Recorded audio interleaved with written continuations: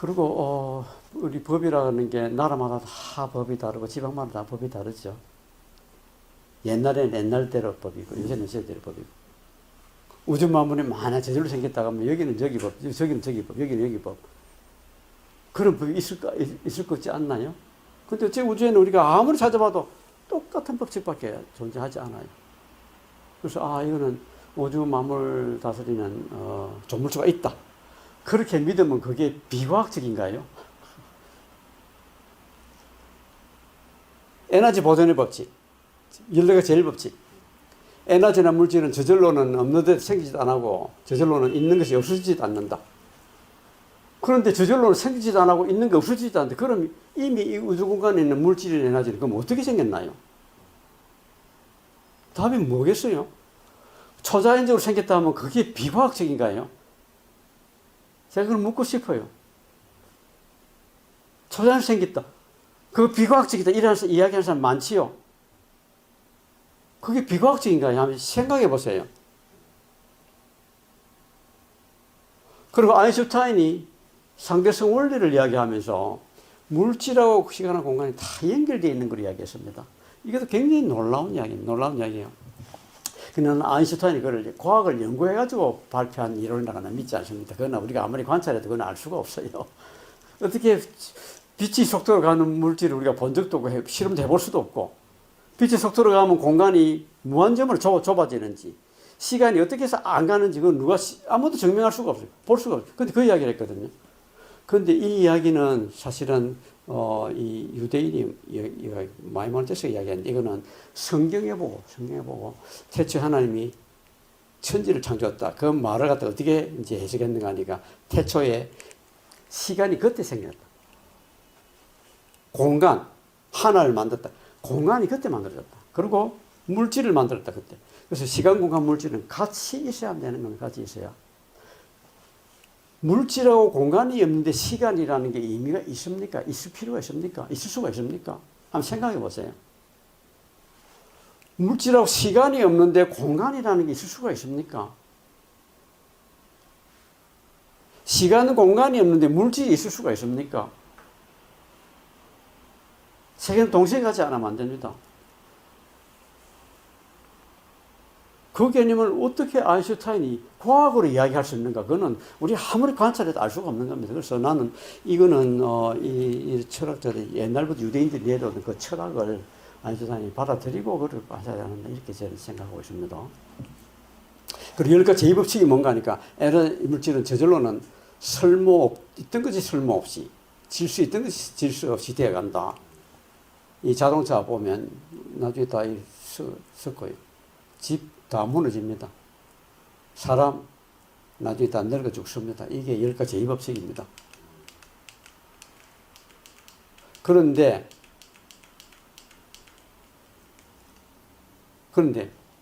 이 우주 공간에 여러분 이 우주에서 우리 지구가 이제 다 태양을 돌고 있지요. 그다음에 여러 가지 별들 돌고 있지 않습니까? 태양을 돌고 있지 않습니까? 이게 언젠가는 정지합니다. 가다가 저항 때문에. 그건 다 정지할 거라고 했습니다. 지구가 태양 주위를 돌지 않고 정지를 하면 어떤 일이 벌어지나요? 다 붙어버립니다. 인력 때문에. 우리가 도니까 원심력 때문에 태양이 안 붙고 있는 거지. 다 붙어버립니다.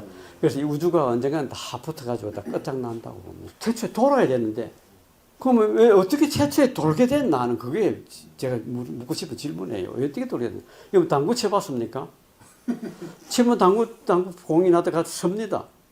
근데 움직이는 동은 어떻게 하면 그 공이 움직이나? 누가 쳤기 때문에 움직이는 거 아니에요. 누가 쳤기 때문에 움직이기도 했기 때문에. 시계 보세요. 시계가 가만 놔두면 다 정지해가 죽습니다. 근데 시계가 왜 가나요? 처음에? 누가 가도록 했기 때문에 가는 거 아니에요? 처음에. 근데 이 우주가 어떻게 처음에 움직이는가? 그걸 제가 질문하고 싶은 거예요. 그래서 어떻게 움직여야 됐나? 가만 놔두면 다 정지를 할 텐데, 다 죽을 텐데. 누가 처음에 이거를 가도록 한 거 아니겠습니까? 그렇게 말하면 이게 비과학적인가요? 제가 그걸 질문하고 싶어요. 시계가 어떻게 처음에 가게 됐나? 누가 가도록 처음에 밥을 준 거 아니에요? 그렇지 않으면 절대로 갈 수가 없어요. 그래서 이 우주공간 존재하는 질서라는 게 처음에 질서 줘야만 질서가 있는 거지. 가만 놔두면 다 무질서에 돌아가 버려요. 근데 어떻게 질서가 있었나?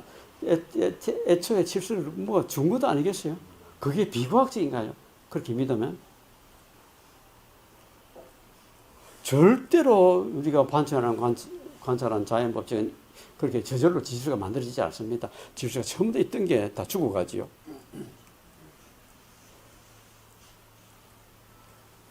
그리고 시계하고 씨앗 하나하고 땅에 딱 묻었더만 어떻게 됐나?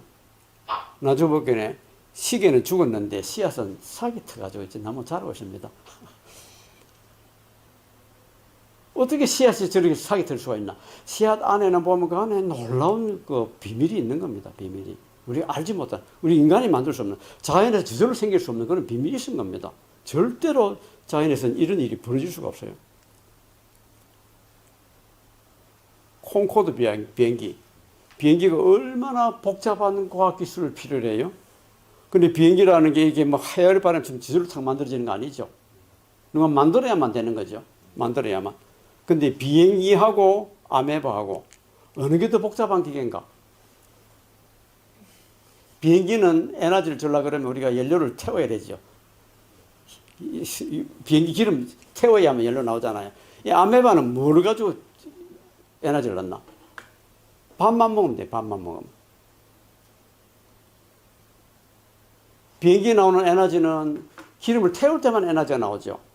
우리 사람도 우리 몸에 여기 아메바가 아무리 그렇게 적어도 여기 미토콘드리아는 에너지 공장이 있습니다. 여기서 이제 에너지를 만들어내는데 우리 몸의 세포에 다 미토콘드리아가 다 있어요.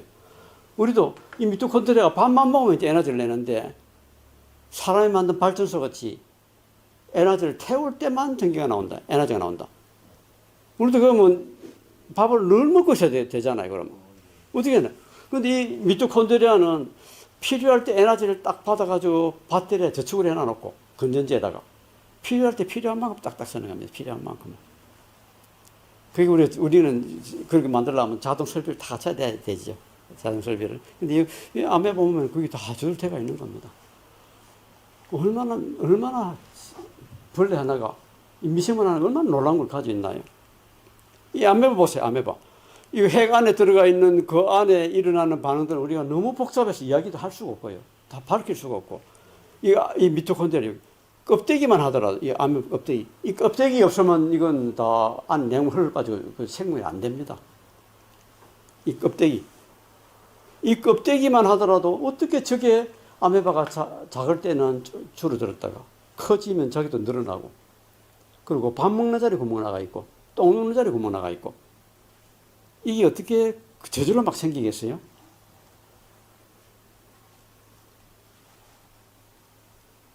이 껍데기 하나만도 우리가 흉내를 낼 수가 없는데 어떻게 그렇게 아메바를 그렇게 우습게 보고 비행기는 그렇게 높게 평가를 하나요?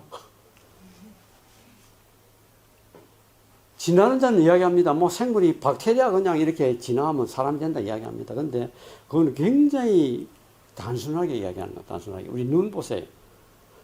그 무신론자들은 뭐 눈이라는 거는 뭐 눈도 없고 귀도 없던 이런 벌레가 그냥 꿈틀꿈틀하다가 뭐 둥글둥글한 돌멩이 몸에 박으면 그게 눈이 된 줄 아는 모양인데 절대로 그런 눈이 안 생깁니다. 눈 보세요. 눈이 되려면 정확하게 비치는 렌즈가 있어요. 렌즈가. 어떤 곤충들은 보면 판판한 거울이 있습니다. 거울로 눈을 보고. 그 삐뚤삐뚤한 거울. 그러면 곤충은 볼 수가 없어가지고 그냥 다 죽어야 돼요. 근데 이 렌즈라는 건 우리 몸에 있는 모든 세포들은 다 죽고 살고 하는데 이 렌즈가 죽고 살고 하면 죽을 때마다 우리가 아무것도 안 보이잖아요. 렌즈는 나서 죽을 때까지 한 번도 바뀌지 않습니다. 이 렌즈는. 놀랍지요? 이 렌즈가. 근데 렌즈만 있다가 눈이 되는 거 아닙니다. 렌즈를 통해 들어온 빛을 여기다 상을 만들 수 있는 스크린이 있어요. 스크린. 두 개 동시에 있어요. 동시에 있어요. 이 스크린만 있다고 눈이 되는 것도 아닙니다. 스크린에 비춰진 빛이 색깔을 따라가지고, 그리고 빛이 색에 따라가지고, 그걸 화학물질을 만들 수 있는 그런 화학공장이 있어요. 화학공장이 여기 뒤에 다 붙어 있어야 돼요. 그래야 눈이 돼요. 이 화학공장만 있다고 눈이 되는 것도 아닙니다. 이 만들어진 물질을 두뇌로 보낼 수 있는 신경이 있어요. 신경이. 동시에 돼 있어야 돼요. 신경이. 그 신경만 있다고 눈이 되는 거 아닙니다. 이걸 받아가지고 이게 무슨 물질인지 분별할 수 있는 두뇌 기능이 또 있어야 돼요. 두뇌 기능이 무슨 물질인지 보기만 하면 또 눈 되는 거 아닙니다. 보면 반사를 작용을 해야죠. 보고 반응을 해야죠. 그런 게 모든 게 동시에 갔어야 눈이 되는 거지. 어떻게 눈이 차츰차츰 하나하나 진화할 수가 있겠어요? 진화론 자는 너무 쉽게 이야기하는 거예요. 너무 쉽게 이야기하는 거예요. 의국장님 제 말이 맞나요? 맞는 거 같나요? 절대로 이건 저절 하나하나 차츰차츰 진화했다. 이것은 너무 쉽게 이야기하는 거, 그렇게 볼 수가 없는 겁니다. 이것은 어떻게 저기 한꺼번에 다 돼야 눈이 되지? 귀를 보세요. 귀. 우리가 여러분 말소리 듣는 거는 귀 안에 여기에 뼈 세 마디가 있는데 요 조그만 뼈 세 마디. 그 세 마디가 우리 모든 소리를 다시 연주를 다 해줍니다. 귀 속에서 똑같이 우리 들은 그대로. 저거 놀랍지 않나요? 어떻게 뼈 세 마디 가지고 모든 소리를 다 연주할 수 있는 악기를 우리가 만들 수 있나? 사람이. 우리는 엄두를만 해, 엄두를. 그리고 이 뼈 세 마디는 나서 죽을 때까지 이 뼈 크기가 달라지지 않습니다. 딱 그 크기가 됩니다. 지금만 달라졌다. 크면서 듣는 소리가 자꾸 달라지잖아요, 그러면. 이게 악기 연주만 한다고 귀가 되나? 그 연주한 소리를 또 화학물질을 바꿀 수 있는 화학공장이 있어야 되고요. 신경을 전해를 보내야 되고, 두뇌가 그게 무슨 소리인지 인식할 수 있도록 해야 되고, 또 반응도 할 수 있고, 그게 모두 한꺼번에 갖춰져야 귀가 되는 거지. 뭐 어디 구멍 꾹 하나 뚫렸다 그게 귀가 되는 거 아닙니다. 그거는.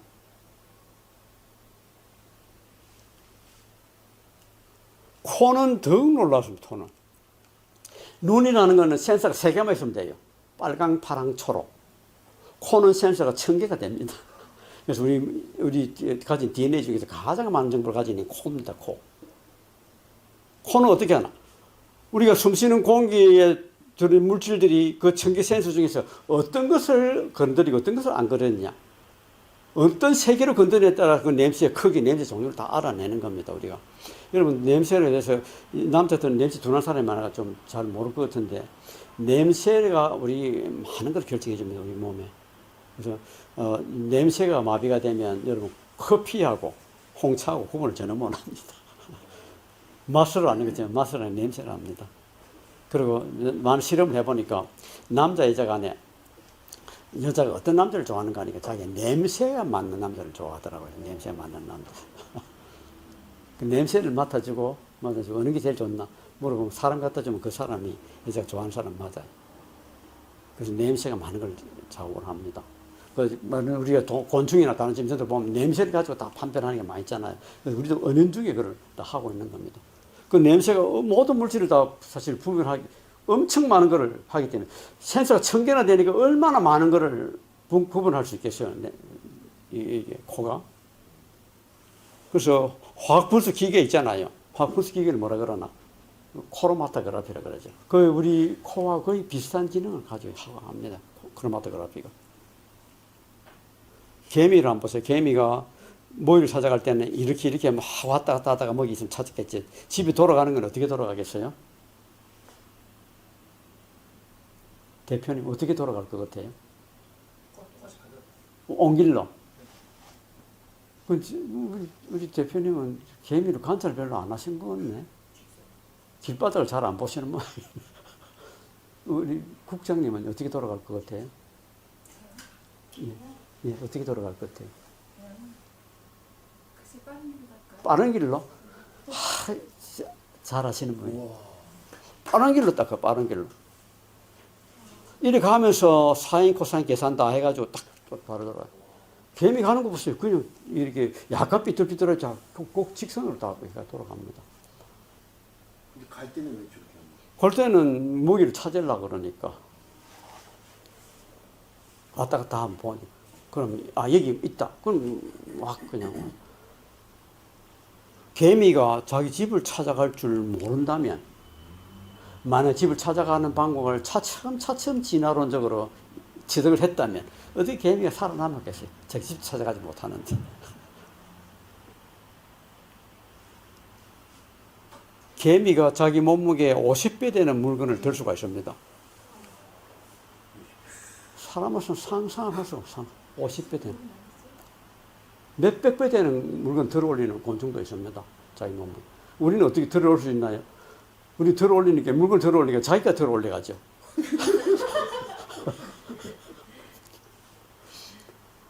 얼마나 놀라운 게 많은지 모릅니다.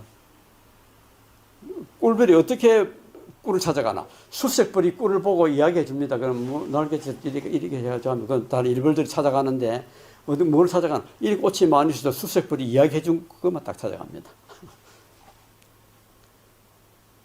꿀벌이 4km까지도 날아간다. 4km까지도 날아갔어요.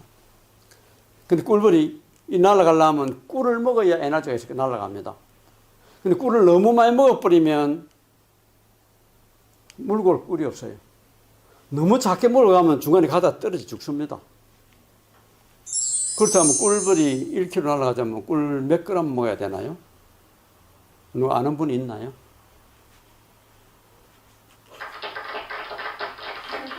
꿀벌은 그냥 압니다. 그냥 얼마 먹어야 될지. 꿀벌이 늙어가지고 현재 꿀을 제대로 못 먹어가면 중간에 땅에 떨어져 헤매는 벌이 있으면 그거 꿀 먹이면 또 일어납니다. 늙어가지고 이제는 그런 벌이 있습니다. 꿀벌이 꿀을 찾으러 갈 줄 모르면, 꿀 가지고 집에 올 줄 모른다면, 집 찾아오는 방법을 차츰차츰 진화론적으로 터득했다 그러면 꿀벌이 어떻게 살아남았겠어요? 처음부터 이걸 알지 않으면 이 생물들 살 수가 없는 겁니다. 너무 너무 간단하게 생각했죠. 이 송골매 보세요. 세계 제일 빠른 새가 송골매인데 내리꽂을 때는 시속 300km를 내리꽂습니다. 300km 이상으로. 그래가지고 땅에 위에 1km 상공에 날다가도 땅에 있는 지를 다 보고 내리꽂는데 그 300km 내리꽂다가 이 송골매가 추락에 죽었다는 이야기 들어봤습니까?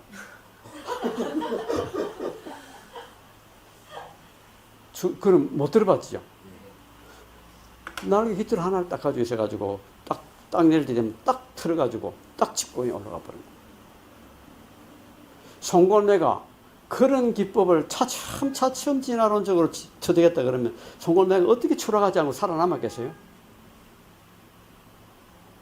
너무 진화를 너무 쉽게 생각하죠, 여러분들. 너무 쉽게 깨야 마차가 이야기하는 겁니다.